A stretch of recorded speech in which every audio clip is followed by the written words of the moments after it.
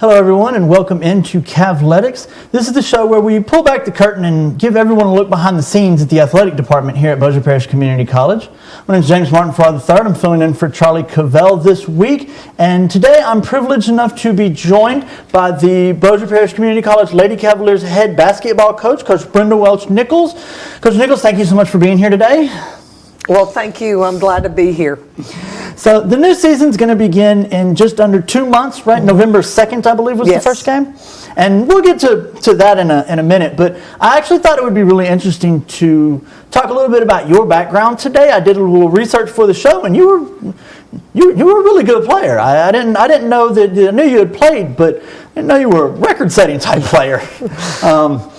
So I was kind of hoping maybe we could go back to Sam Houston State. You played 2 years there, and first year was 87, if I'm not mistaken. Wasn't that the same year they moved up to D1? It was the year before. They moved up right at the end of the year before us, I believe, and then we went into the Southland. Okay, so because I'm pretty sure that in the 4th grade, I just knew that I was going to play D1 basketball, on my way to the NBA, because of course that was obvious. And then I stopped growing in the 8th grade. So just for me personally, what was it like to play Division I? It was amazing. I came out of we had just taken 4th in the country in junior college, and about 3 of us all came together to Sam Houston State. So we kind of had our same team coming in from one place to the next. So we kind of dominated a little bit. Had some continuity, even though you were changing places. We had a lot of people in there with us together, and we had a lot of junior college players that were playing that first year that all came, and we all played against each other or played with each other. And so Division I basketball, it is the top. It is the top. But it's not the only place for athletes to go play. You can play on any level today, and every level has a championship and a national championship or a state championship. And, I encourage everybody, if that is what they want to do, move on and continue to keep playing. And I just got lucky to play the Division I. Especially with some of the transfer rules and stuff, too. Yes. It's really kind of a stepping stone for people that do want to play that way, but don't go straight out of high school or something. Right. It's a good place to improve and get better and ultimately get there. So. Right. We're kind of like your insurance policy. If you can't make the grades or you're not getting recruited by the school you really want to go to, then junior college is the place to go. You get a couple years or 1 year. You could leave after a year if you're a qualifier. And, it's a great building place. And I always say that we come in, we take them down, we rebuild them, we get them where they're going. They go off Division I and become All-Americans, and they all get all the glory. But we were kind of the base of the whole building, so it's fun. So you didn't just play. You were actually a pretty big deal there. I was doing some research for the show. I discovered that I think in career all-time points, you're 17th still in school history. I believe so. What's impressive about that, for the people who don't know, she did it in 52 games. Everybody above you did it in over 109. So it's over double of what you did in everybody above you. So to have half the games and still be that high is impressive. I think was it 17.8 points per game? Yes. It's like 3rd all time still in school history. So I just want to know, do the players that you've got now know how good you were, or you just coached to them? Because I think you could probably still dunk on them. Well, we still try to play a little bit against them, but it's all half court. Just remember, I'm not going full court with them. But definitely, it's fun. I still stay active in demonstrating. I still stay active in hanging with them. They do know, I believe, some of the records, and they know that, at one point I was an All-American, and they know some of that because we definitely let them know when they think they know more than us. So. Oh, yeah, you have to do that. I mean, it's like the kid with their parents. It doesn't matter what happens. You always got to remind them.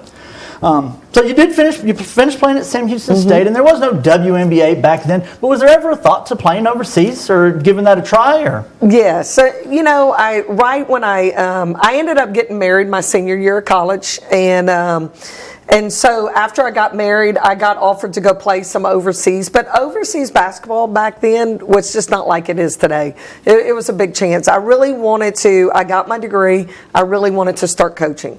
And I had that itch, of I want to get in there, I want to show, I want to get back to the, players. I want to get back, get them educated, get them moving on, and literally within a year I was in a coaching job and moving up the ranks. That actually led right into my next question, which was, what kind of got you into coaching? Did you always know that's what you wanted to do, or how did that transition take place? Was it natural, or?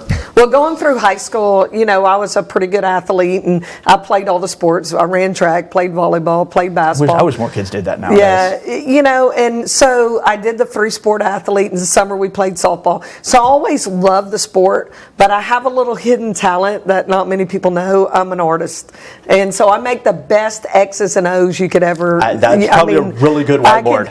It is a great whiteboard. It is not going to be messy. But I wanted to go to school. I actually wanted to go to a trade school and become a commercial artist.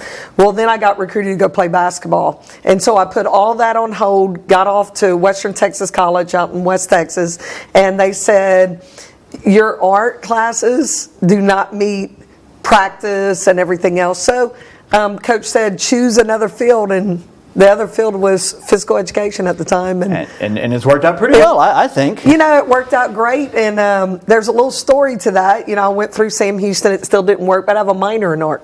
So when I went back to coaching at Sam, I'd always wanted, that's where I got my coaching degree and all that. I actually published, and I'm a children's book illustrator. And so the story at Sam Houston is I left there as a coach and I came back as a coach, but also in the field that I always wanted to go to. I got to experience the thrill of being an illustrator. And you were there for 12 years? 12 years. 12 years. I think when I was looking, it's the longest tenured coach there, I believe. Yes. So very, very successful there, and we're glad you made it over here. This is your second year here? Second year. Took over for John Rennie last season. The pressure's on, isn't it? I feel like you're taking over for your boss. That's definitely something that's big shoes to fill. Definitely. The new season's coming up, and we're going to get into that in just a second. But right now, it kind of seems like a good place to take a really quick break. And when we come back, we'll have a little bit more with Lady Cavaliers head coach Brendan Nichols. So stay tuned. If any of the children you know are among the estimated 15 million who take care of themselves between the time they get home from school and the time their parents get home from work, a look at after-school programs might be of interest.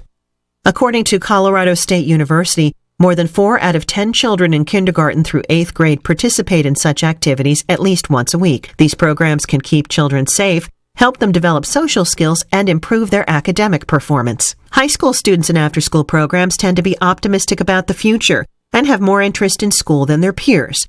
They're also more likely to attend college, vote, and volunteer as adults, reports the Journal of Adolescent Research. After-school programs help with career exploration, skill development, service learning, and internships. It's estimated every dollar spent on after-school programs saves taxpayers $3 because of reductions in youth crime, teen parenthood, and school dropout rates. That may be why so many parents, teachers, and others are urging their communities to support after-school programs. When children have homework, it's time for parents to get busy. Not doing it for them, but letting them do it properly themselves. Here, from the experts at the U.S. Department of Education, are some ways to help. Have a special place for your child to study. It doesn't have to be fancy. A desk in the bedroom is nice, but for many children, the kitchen table or a corner of the living room works just fine. The area should have good lighting, and it should be fairly quiet. Provide supplies and identify resources. For starters, have available pencils, pens, erasers, writing paper, and a dictionary. If possible, keep these items together in one place. Set a regular time for homework. Having a regular time to do homework helps children to finish assignments. Work with the child to develop a schedule. Write it out and post it where you'll both see it often, such as on the refrigerator. Remove distractions and discourage phone calls during homework time. Learn more at thenumeral2.ed.gov/parents.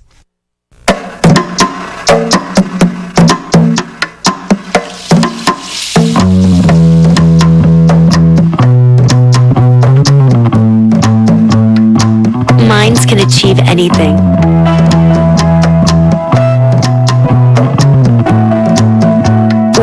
sure they get to college.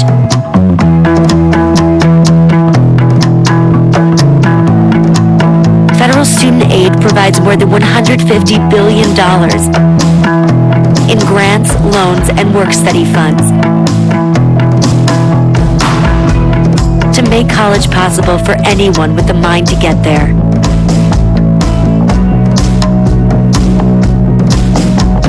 Because if given the chance, minds will do great things. Federal Student Aid, proud sponsor of the American Mind. Learn more about money for college at studentaid.gov. Welcome back into Cavletics. I'm your host, James Martin Farrar III, filling in for Charlie Cavell this week. And we're here with the Lady Cavaliers head basketball coach, Brenda Nichols. Now, before the break, we were talking a little bit about you, but I want to kind of shift into talking about, the team that you coach. Yes. The day job. So, last year, you had Monette Bolden on the team, and all conference, all region. She's moved on to Louisiana Tech now. Just tell me a little bit about a player like that and what that can mean to a program. I think a player like that just explodes a program. I mean, just the caliber of player she is. She knew the game. She knew how to create for herself. Basketball today, if you can't create for yourself, you're going to have a lot of problems. And she was like a bag of Lay's potato chips. She had it all. I mean, she could create. She could score. She could play defense. And she was smart. She got in the classroom. She did what she needed to do. And at the end of the day, she got to go to Louisiana Tech and represent, being a Louisiana girl. South Louisiana girl, though. I feel like you can appreciate Louisiana Tech. I think a lot of people don't realize how good Louisiana Tech used to be. That used to be a power before Connecticut decided that they were just never going to lose. But we went 13-18 last year. First year here, that was a improvement over the year before. The year before, I think they'd won 10 games and 8 the year before that. So we had improvement in the tournament. I think we lost to Angelina that went on to win. Yes, right? to win, yes. So what kind of positives can you take away from your first year moving forward? Right. I think coming in, we knew we were ranked 9th. We ended up 6th. So, I mean, to me, we already made a huge jump. And, I just think that we needed to get our players in. We needed to be able to mesh players together and just get the right pieces to the puzzle to come in. And I think over the year, we went out and we recruited. We added some players to what we have left.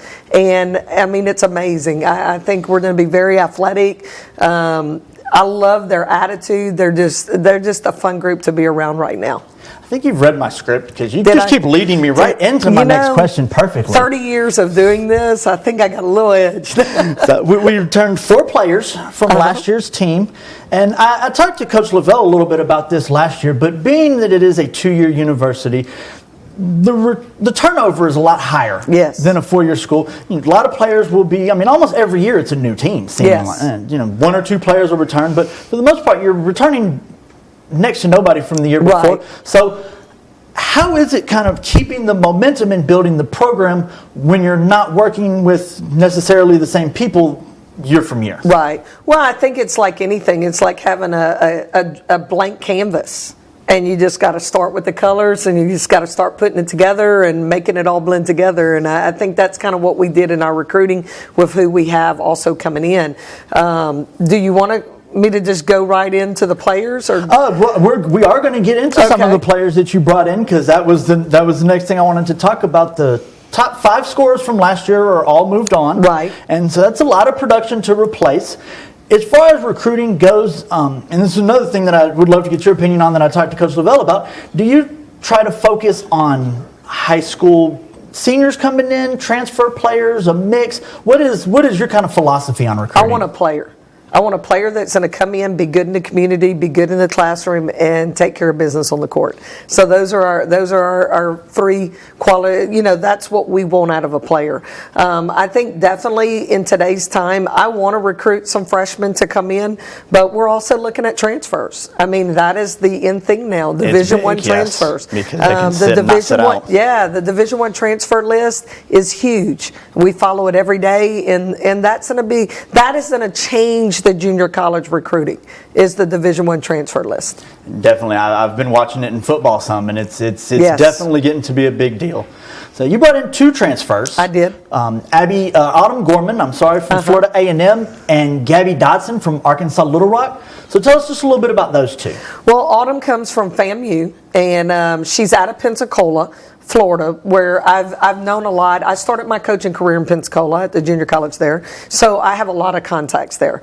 And she is actually a friend of one of our players who was a freshman, who's Lauren Walker. And so they grew up together, and so it was easy to kind of get another kid that we knew. And it's always a little system, you know. You got to know somebody to get somewhere, and keep you moving. can get in recruiting, I'm sure. She's going to play some point guard for us, but she's also a 2-player, very flashy. She can get the ball down the court. She's going to attack the basket, and she does the right thing. Smart on the court, smart off the court. Nowadays, I think it's almost a requirement to play multiple positions. Positionless basketball, as they say. The word is combo guards. Right. I like that one. I like the shooting guard, small forward. Yes. That's the wing player now. It's not even a guard or forward. It's just a wing player. Couple players that I'm kind of excited to see, and I was looking up some of their highlights when I was researching the show, and that's Jasmine Sanders out of Colfax, Louisiana, and Desiree Jones from Baton Rouge. Jasmine was first team All-District, I think, her senior year. She went to Grant High School, if I'm not mistaken. And then Desiree went to Denham Springs, which they were runners-up in the state tournament. So they were a very successful program. Very successful, beat like Benton High. They've done very well. Both are great players coming in as freshmen. Jazz is going to play a lot of point guard for us. She's also a little shooter that can kind of do that combo. Desiree, she comes to us. She's a 4-player. You know, she's going to get up there. She bangs on the board. She cleans up well up there, and she finishes well. One of the transfers that we didn't get to is Gabby Dotson, and she's a Louisiana girl. She came by way of Arkansas Little Rock. She came in at Christmas last year, so she was with us last year but couldn't play. And she is the same player you just described, that forward, that slasher, that can go inside, outside. She can kind of do it all. Very flashy, can get to the rim, very long, can grab the rim. So she's got a little bit of ups, and so that's exciting. And then Alex Pollard out of Houston, Texas, our 6'3". 6'3", yes, I saw that. I mean, her arms are as long as her body. I mean, and just she's going to do a lot of things. She's blocked a lot of shots for us last year.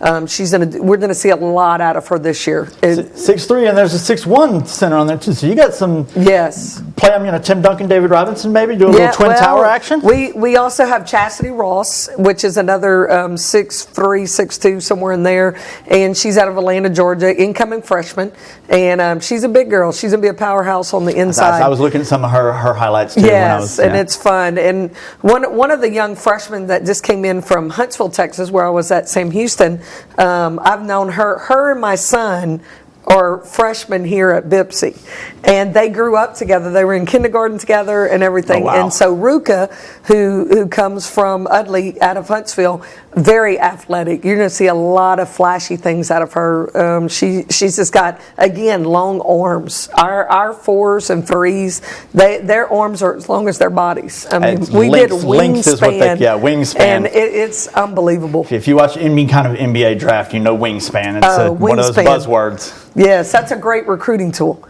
Like, the main thing scouts want to know is, what is the wingspan? You know. The last player that I wanted to kind of get into was Elna Guardiola. Did I say that right? Well, I don't know. Yeah, you're probably as close as I can get. She's from Barcelona, Spain, but she did spend some time at the Elite Sports Academy, which I know a little bit about, the one in Florida. She was in the one in Barcelona, but I've been to the one in Florida a couple of times. That's a really good academy. So she's probably got a lot of experience against some older players or some better competition than some of the other girls. How important is that to kind of bring in too? Just, it gives some more experience without having to bring in somebody that's older. Bringing in an international player is fun because they just drive. They just have a drive. She's not even in class right now. She starts here soon. You know how the semesters go. And she's already read all her her textbooks for the new year. I mean, wow. she's just, that type of kid. And she's going to run a lot of point guard. She is our point guard. And very intelligent on the court. She makes moves, that you just don't see all the time. And she's, I'm not going to say flashy in a way as a show off. She's just got the fundamentals down, which is very impressive. How did you get here from Spain? I feel like Spain to Bossier City is not necessarily a direct flight, so that's got to be a little bit of an interesting story. It was a long flight, that's all I know, but we picked her up at the airport at like midnight at the Shreveport airport. So talk about a kid from Barcelona flying into Shreveport, Louisiana. At midnight, and not much to show except drive her up to Bipsy, throw her in her apartment, and say, welcome. You're practicing in the morning. I feel like that's probably the best thing. Just stay with the routine. Her parents actually flew in, and the whole time her parents were with her, she's like, "Go away, y'all go do your thing." Like she didn't. She was ready to just get started. You got to be independent when you start. Oh yeah. Nobody wants to live with their parents starting college. You got to be independent. So, realistically, for this season, I was wondering kind of what your goals were. What would you consider a successful season? I know everybody wants to win every game in championships, but you're building a program which doesn't happen overnight. So is it something as simple as just seeing, some growth from last year to this year? Or are there some specific goals that you'd like to see? What would be success to you for this season? Well, I think success in any program is to your players graduate. That's the number one thing. Make sure that they get books and basketball. And that is so important. The second thing is to build the community. Get people to know who Bipsy is. That's my next question. This community, Bipsy is this amazing. It's a hidden gem around here, and people need to know, Bossier City needs to know we are your college. Get over here, come see us. Not just my sport, come get involved in everything. They have so many things. And they're good. Yes. So community is real big, and we're really big in the community. And I want to raise these young ladies that at the end of the day, when the ball goes flat, that their career starts. And, first impressions are important. We teach that. We teach about life after basketball because that ball will go flat and they will have to go out and they're going to have to be young adults in the career world. And that's something that being in the community, doing that kind of stuff is really going to help us. We want to win 20 season win ball games. I'm going to get to that. Right. Yes. Do we want to win a championship? Of course we want to win a championship. But I think at the end of the day, it's about what we teach about life after basketball, because the ball will go flat. Do that and you'll get to the championship. Yes, and I think take a minute. If they work hard, they do it right, they do books and basketball, I think we'll do fine. So you kind of led me into my last question, which is I did some community service stuff with the Lady Cavs last season when they were doing some clinics. I was down there shooting with Coach Day, and I was just wondering, this season, do you have anything planned you want the community to know about, or are we still working on that? What do you got community-wise going already? Well, community-wise, we've already done something with some of the elementaries in Bossier City. We met and greet with them. We're doing skills and drill development in the Benton area that's open to anybody who's in middle school or under. And that's been fun. We do that on Tuesday with them over at Benton That's Middle. what I went and did. Yeah, and it is fun to see these kids just, try to do what our girls are doing. We're also doing Junk in the Trunk. And Junk in the Trunk is huge. It's September the 21st, right next to the gym, the parking lot. I'm pointing like I know where the parking lot is from here. That direction somewhere? Direction. And you can come out. You rent a space from us, and it's I think 15 for one space and 25 for two. But it's a fundraiser for the women's basketball program to help us with scholarships, to help us with feeding them, to help us with equipment. And basically, you bring your own stuff, you set up, and we have a big garage sale, and you get all your process. We just get the space fee. I feel like I don't have a lot of junk in my trunk. Can I bring extra people to help me fill the trunk? Bring extra people to fill your junk in the trunk. If it's just me, that's not going to be a lot of junk, I'm just saying. But we'll have fun out there. The girls are out there, and they mingle around with everybody, and it's just a great time. Good deal. Well, I hope everybody comes out for that. The first game is going to be November 2nd for regular season. And that is going to do it for this episode of Cavletics. Again, I'd like to thank the Lady Cavaliers head basketball coach, Brenda Nichols, for taking time out of her day to join us today. And we definitely wish you the best of luck on the upcoming season. I'll be there for plenty of games. Hopefully a lot of the student body will come out as well, because it really is fun to watch. The team I enjoyed it last year. Good. And that's going to do it for today. Messed up. I strongly suggest that you get out to support the athletes, come to as many games as you want. And once again, thank you for tuning in. My name is James Martin Farrar III. I'm filling in for Charlie Cavell, who I think will be back next weekend. And if you just saw the little slip, he'll definitely be back next week. But until then, we'd like to thank you for tuning in and have a great sports day.